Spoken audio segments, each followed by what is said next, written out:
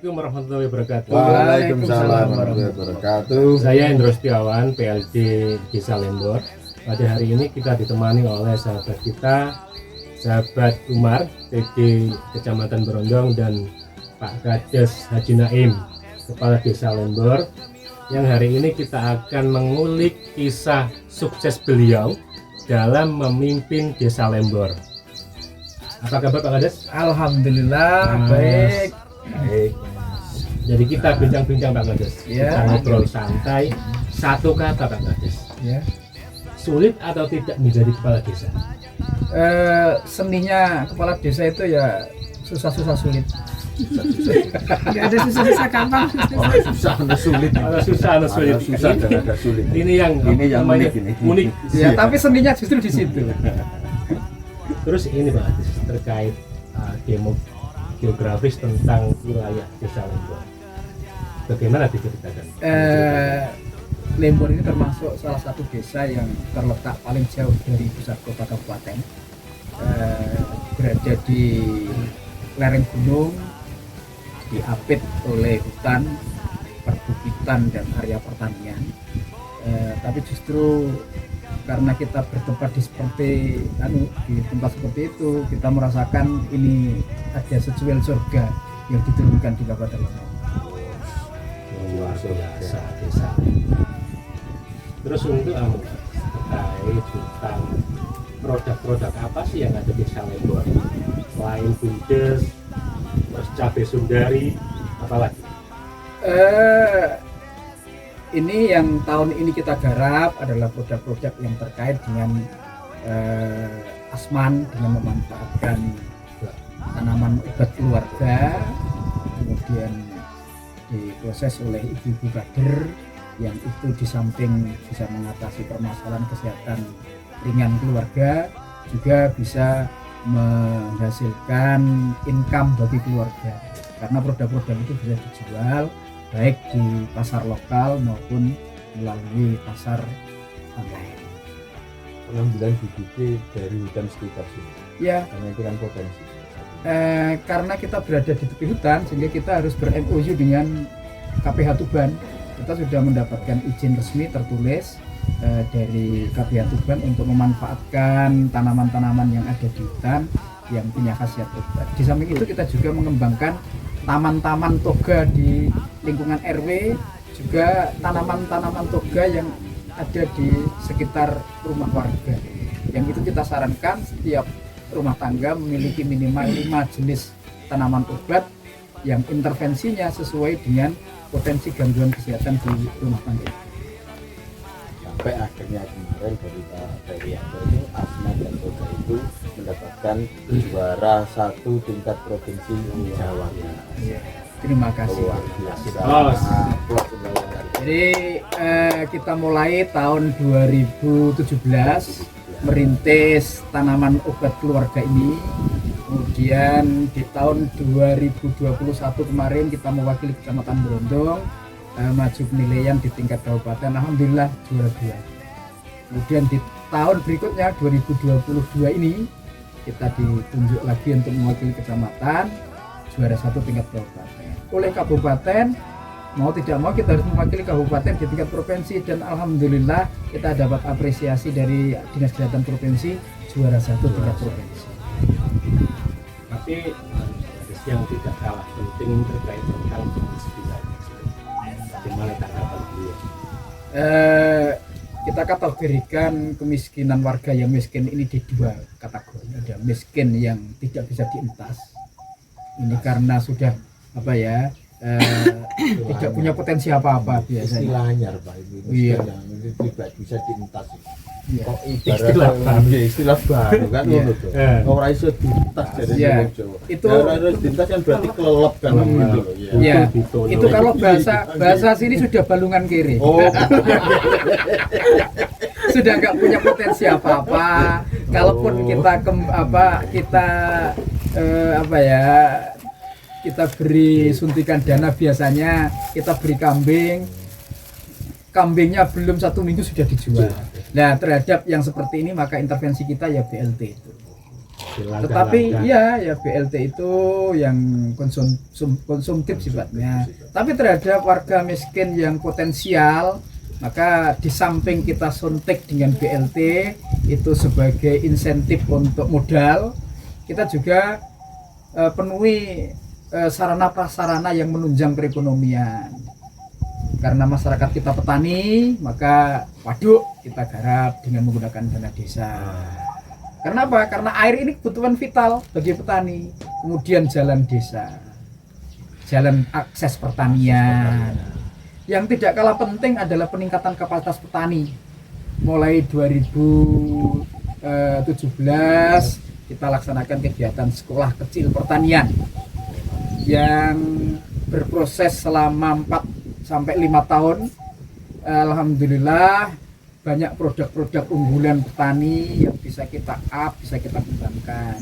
Di samping itu ketergantungan terhadap obat-obatan pabrikan, obat-obatan kimia bisa kita tekan. Karena apa?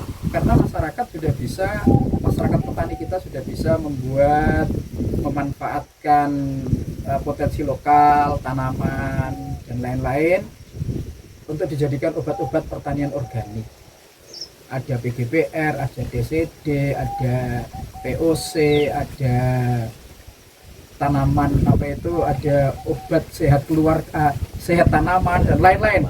Banyak yang semuanya menggunakan potensi lokal. Ya.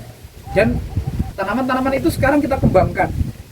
Karena itu menjadi tanaman pokok untuk bahan pembuatan obat-obat pertanian, sehingga kebutuhan pupuk, urea dan lain-lain yang asalnya butuh 1 kuintal misalnya tinggal 25 kilo. Begitu pula dengan obat-obatan insektisida, pestisida juga sudah mulai bisa kita tekan. Salah satu bentuk ketahanan pangan. Iya, tuh. Tapi ngomong-ngomong terkait dengan masalah kemiskinan ekstrim ini, Pak Kades ya. Selama ini dengan adanya dana desa, di mana dana desa itu diawali dari tahun 2015 sampai sekarang. Nah, manfaat yang dirasakan oleh desa sekaligus keterlibatan desa dalam isu pengentasan kemiskinan ekstrim ini, langkah-langkah atau kiat-kiat yang dilakukan oleh pemerintah desa sebagaimana yang Pak Kades ceritakan tadi itu, ada yang miskin kelem yang tidak bisa dientas itu tadi, dengan miskin yang bisa dientas. Itu kiat-kiatnya itu apa, terus sampai sejauh mana respon yang diterima atau dampak yang ditimbulkan dengan adanya dana desa selama tahun yang dulu sampai sekarang. Mohon untuk diceritakan Pak Kades. Jadi bermula dari Undang-Undang Desa nomor 6 tahun 2014 ini yang kemudian diikuti kebijakan fiskal berupa dana desa. Ini anugerah besar bagi desa dan masyarakat desa secara keseluruhan. Karena dengan dana desa itu kita lebih berdaya untuk menentukan nasib kita. Bottom up itu betul-betul terwujud melalui kegiatan dana desa ini. Karena apa? Kebutuhan real masyarakat, kebutuhan real desa itu bisa kita atasi, bisa kita selesaikan.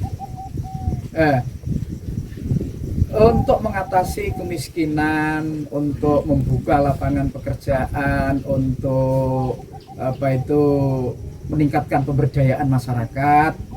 Pertama, tentu yang kita garap adalah infrastruktur pokok dulu, berupa jalan, jembatan dan lain-lain, termasuk jalan akses pertanian.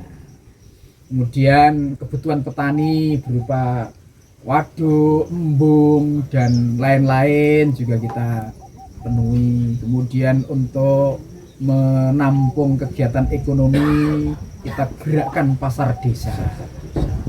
Kemudian ada BUMDes.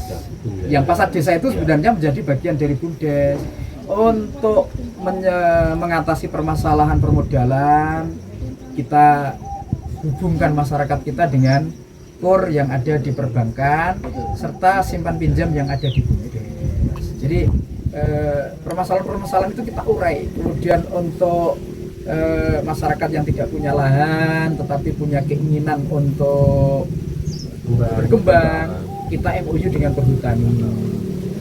Ada yang membuat kandang di lahan-lahan hutan, di sela-sela tanaman pokok hutanan, kemudian di lahan pertanian yang lain, lahan hutan yang lain kita buka untuk kegiatan pertanian. Mana itu orang mengatakan kebun atau ladang tegalan. Ya, Tegal yang ada di hutan. ya kalau istilahnya sini petani sanggem. Oh, petani sanggem. Ya. Untuk menuju ke itu lokasi yang jauh itu kita menggunakan dana desa membangun jalan sehingga akses ke sana bisa, karena mutlak ini akses jalan itu mutlak untuk menekan biaya mahal angkut dan lain-lain.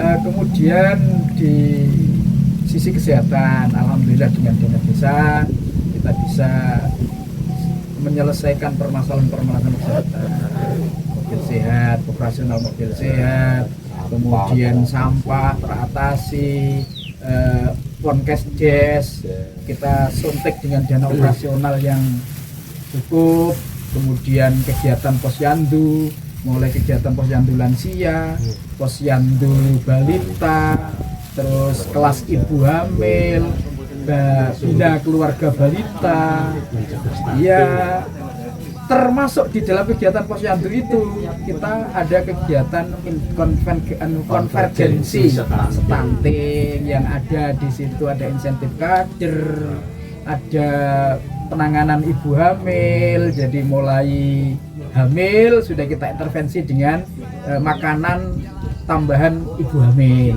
kemudian balita sampai usia 5 tahun kita juga tekan dengan makanan tambahan. Kader juga kita beri insentif meskipun belum layak-layak amat, tapi cukuplah sebagai apresiasi kita untuk kader-kader yang luar biasa itu.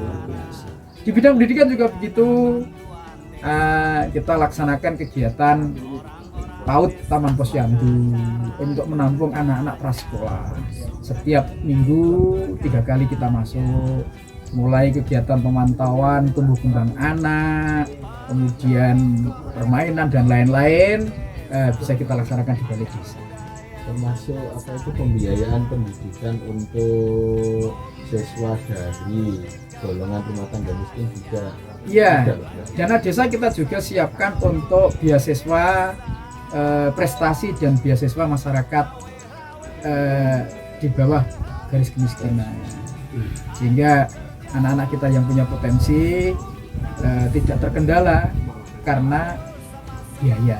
Kita intervensi dengan beasiswa itu. Dana desa juga termasuk guru ngaji.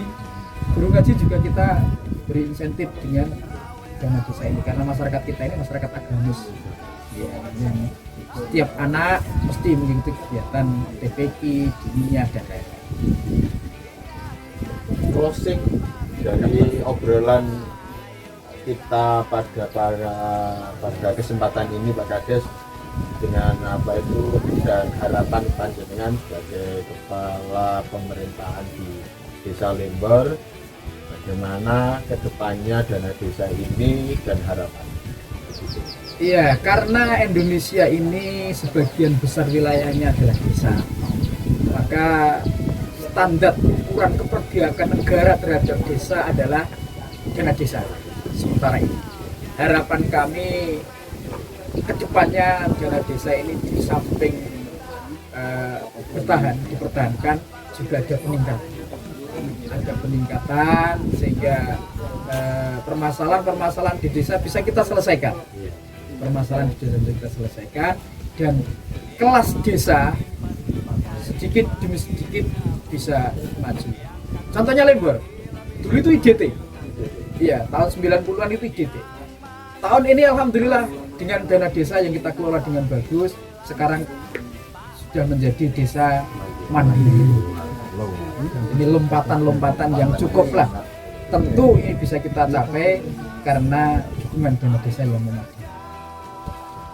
Terima kasih Pak Kades waktunya ngobrol-ngobrol kita santai sambil ditemani gorengan-gorengan dan kopi ini. Kita lanjut dulu. Kita lanjut dulu. Iya.